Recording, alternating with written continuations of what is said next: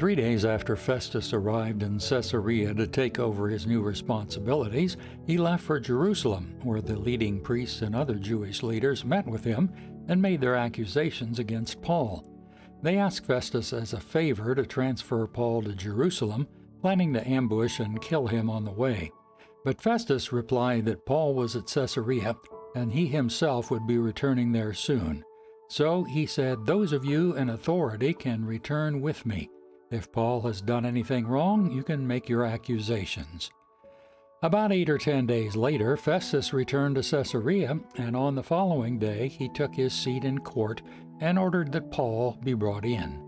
When Paul arrived, the Jewish leaders from Jerusalem gathered around and made many serious accusations they couldn't prove. Paul denied the charges. "I'm not guilty of any crime against the Jewish laws or the temple or the Roman government," he said.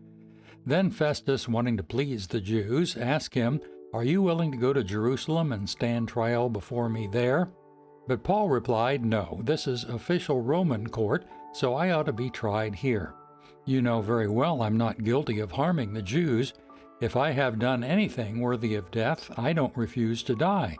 But if I am innocent, no one has a right to turn me over to these men to kill me.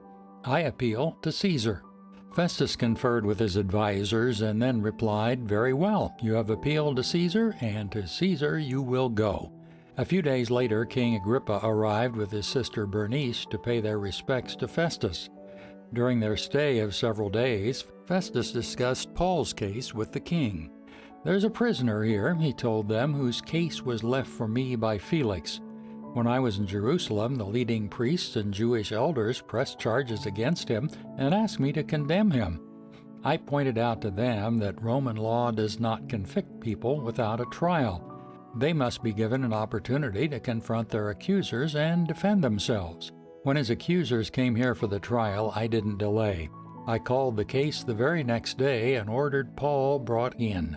But the accusations made against him weren't any of the crimes I expected. Instead, it was something about their religion and a dead man named Jesus, who Paul insists is alive.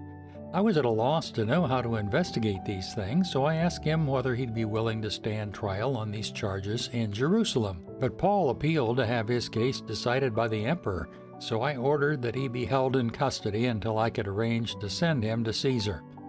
"I'd like to hear the man myself," Agrippa said, and Festus replied, "You will, tomorrow."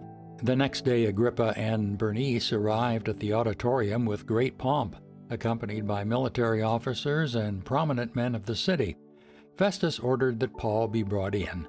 Then Festus said, "King Agrippa and all who are here, this is the man whose death is demanded by all the Jews both here and in Jerusalem. But in my opinion, he's done nothing deserving death. However, since he appealed his case to the emperor, I have decided to send him to Rome. But what shall I write the emperor, for there's no clear charge against him? So I have brought him before all of you, and especially you, King Agrippa, so that after we examine him, I might have something to write. For it makes no sense to send a prisoner to the emperor without specifying the charges against him."